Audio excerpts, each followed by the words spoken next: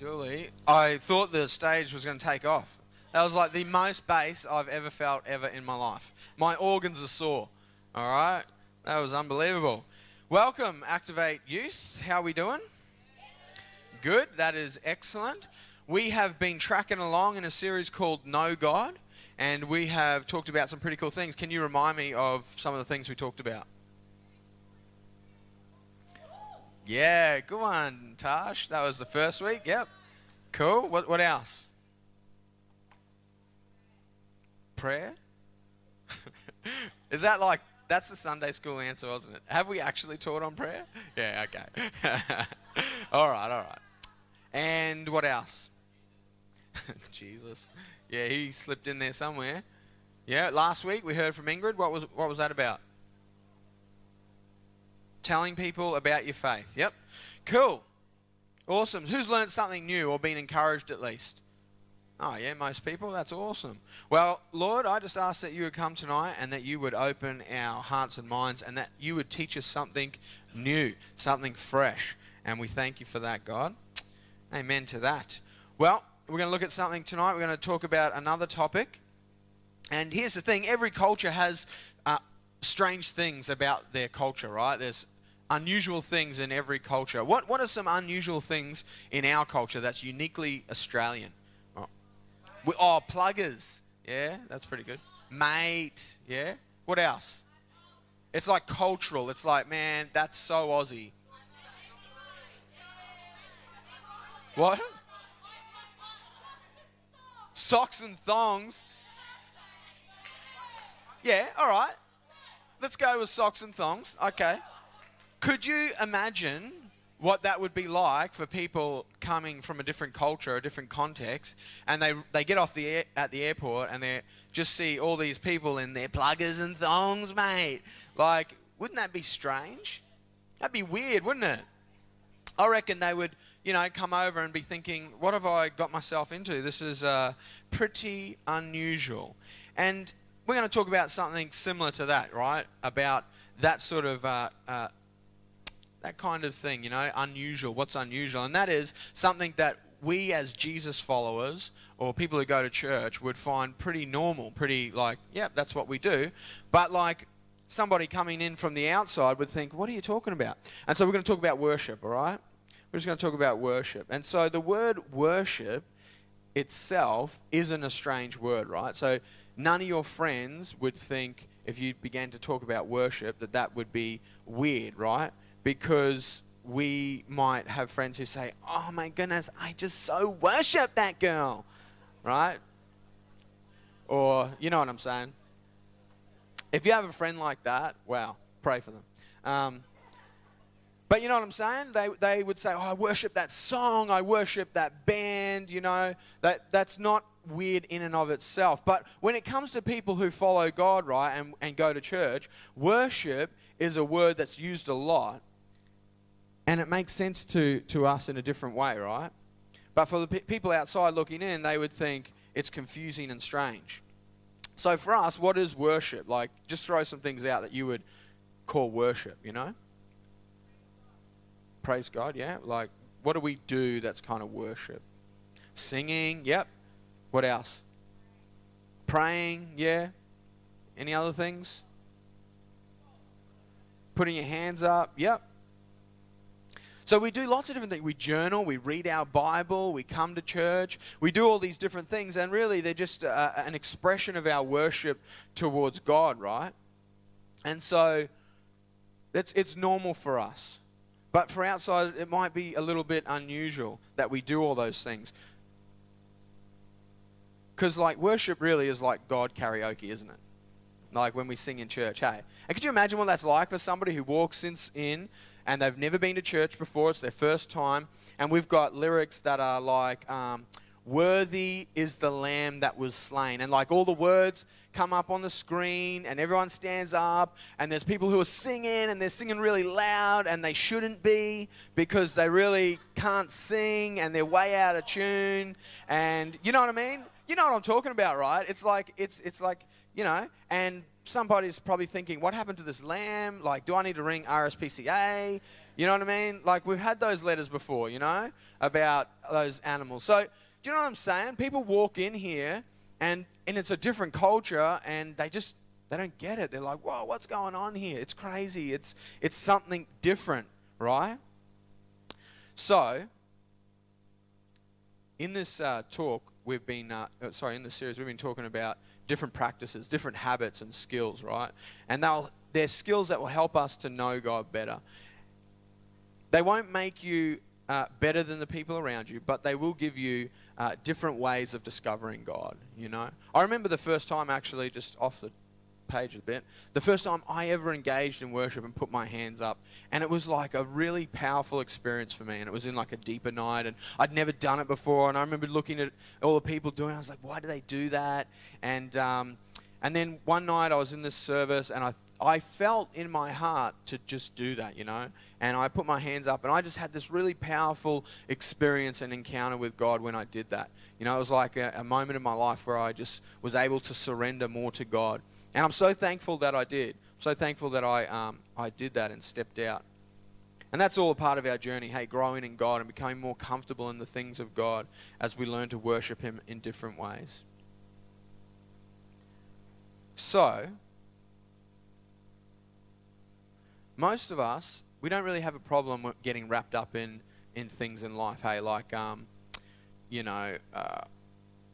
what's something that excites you, that you get really pumped about? What'd you say? Okay. Sushi. Who gets pumped about sushi? Yeah. Brothers and sisters, I'm with you there. I love sushi. Who doesn't get pumped about sushi?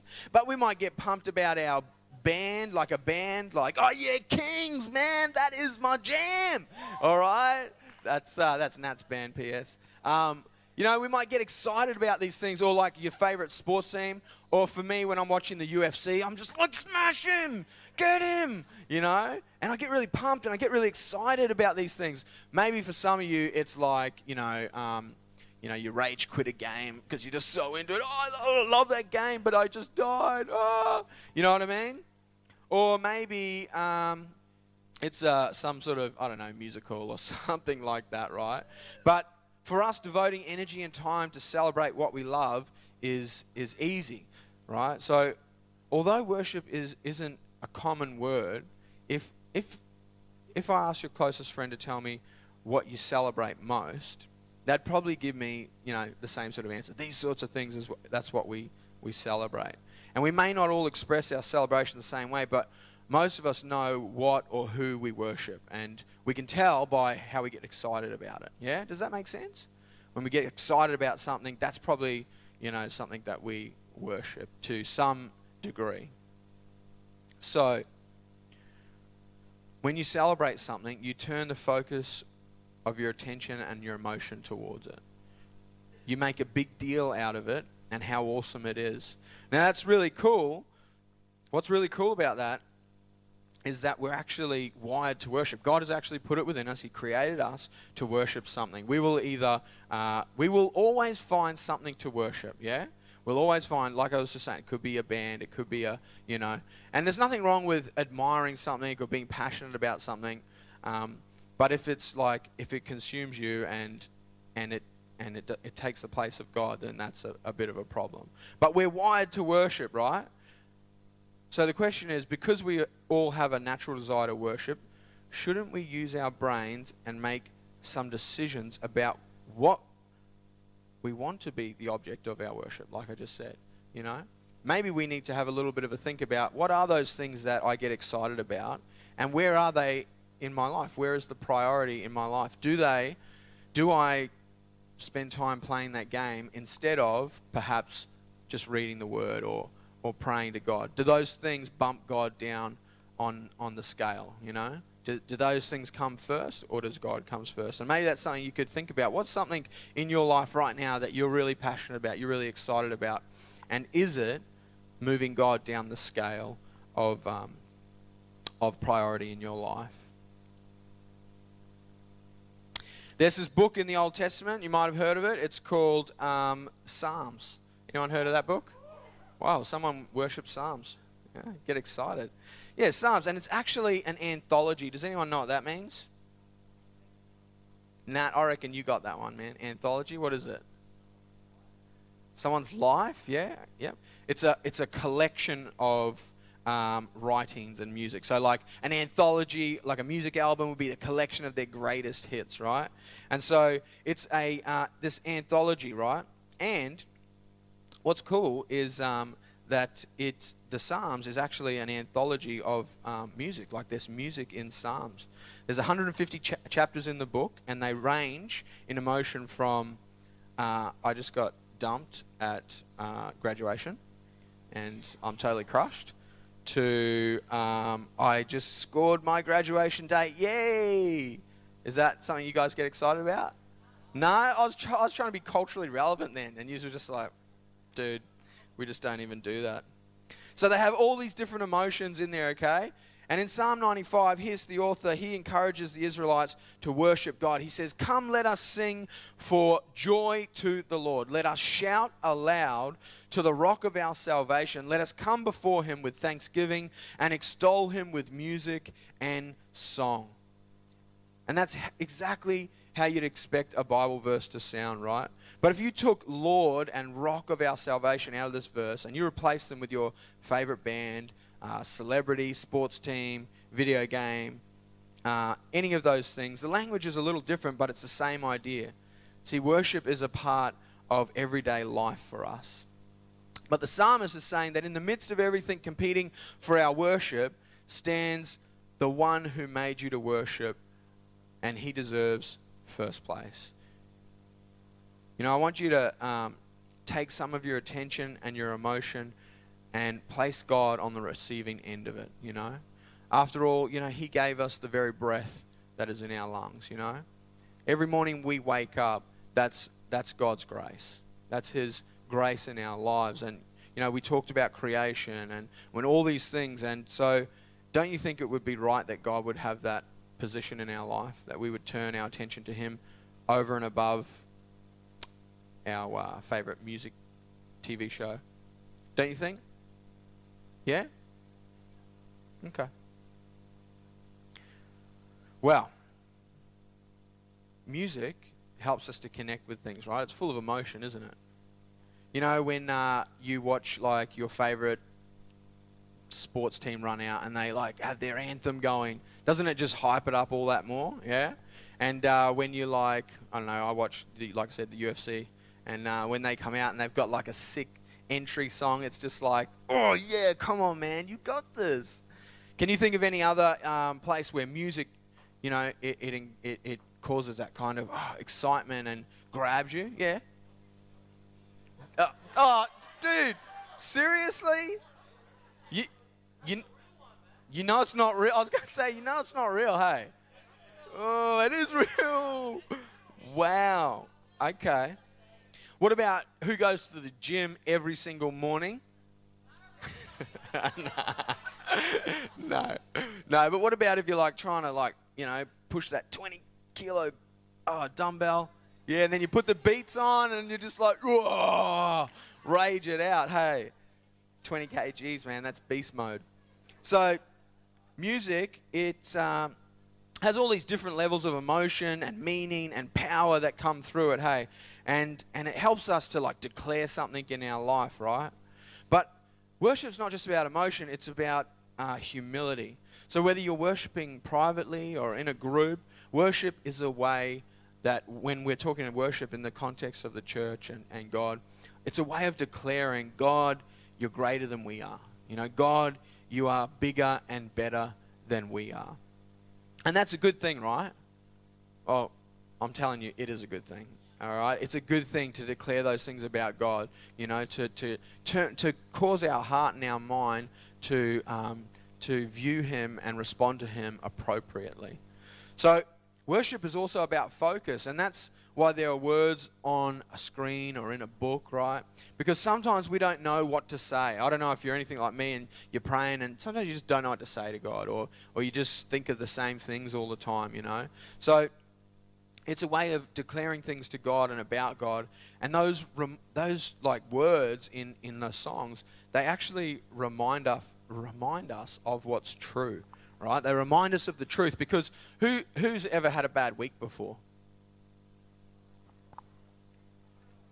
Yeah, man, we all have bad weeks, and there's always stuff going on in life, and but worship helps us to turn our direction back towards God and to put him back in the rightful place, and to lift our hearts up and help us to receive the truth of who he is and what he did for us. So it's powerful stuff, right? It brings us back to what's important in our faith. Worship brings us back to that place of, wow, God, you are God and I am not, and you are number one, and those other things are not.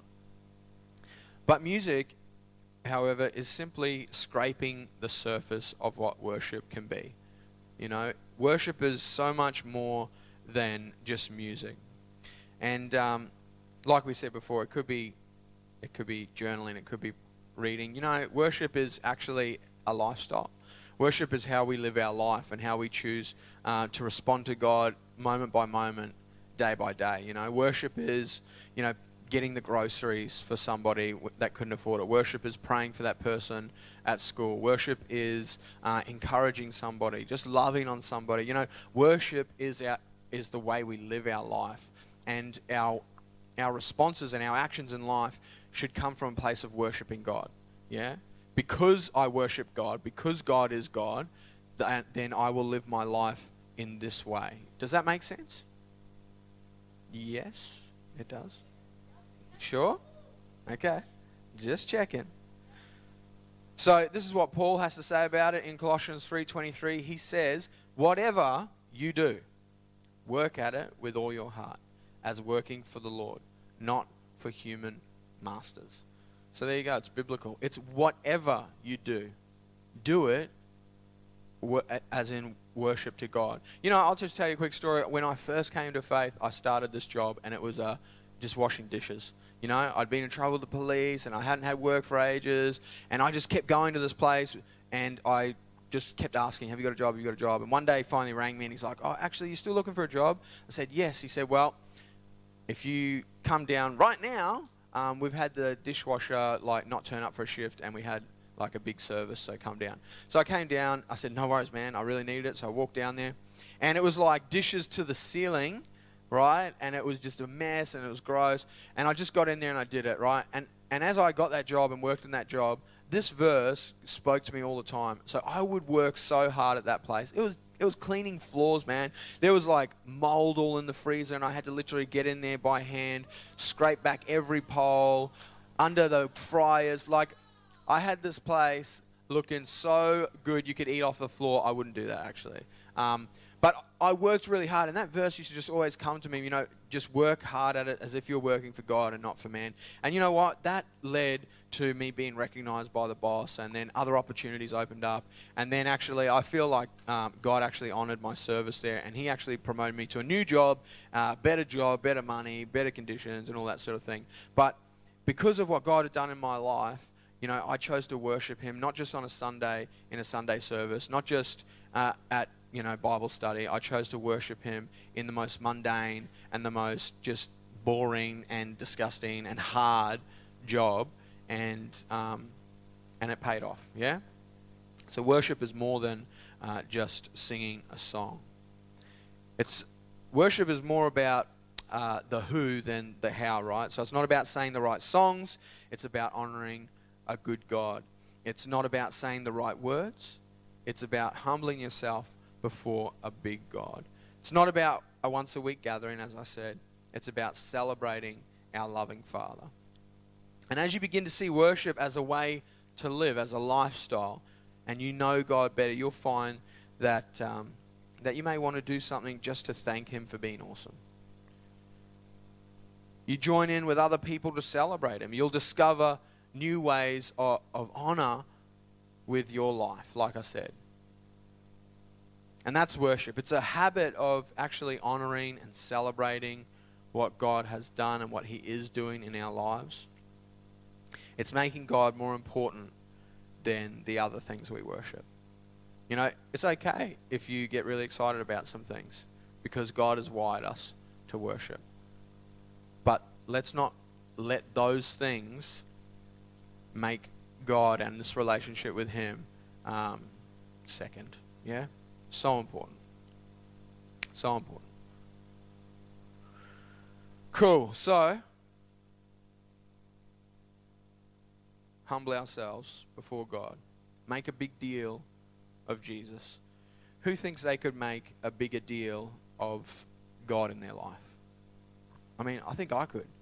I think I'm convicted sometimes when when we come to church and people, you would have heard this before, they go to their sport or, sports carnival, you're cheering for your house. Even when we get into our clans and we're like, oh, come on, And I just think we could make more of a deal about God sometimes when it comes to worship, when it comes to the singing and the praising of God. I think we could get more excited about that because what he has to offer for us and in our life is eternal, man. It's forever. And all these other things that we get excited about, that we worship, that we make a lot of noise about, they'll fade away. You know what I mean? They'll end. They'll come to an end. But our relationship with God will never end.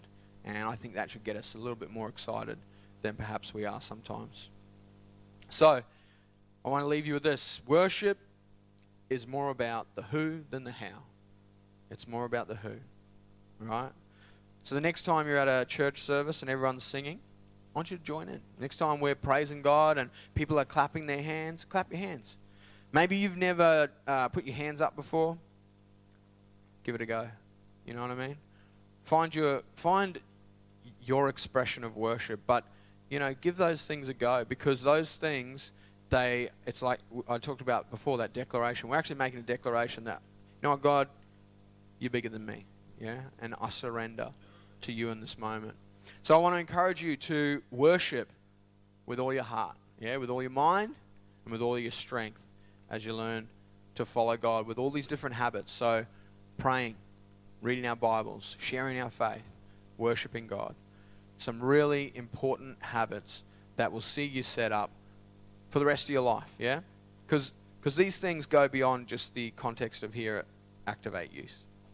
These things will honestly set you up to live the best life that God has for you. Is that cool? All right.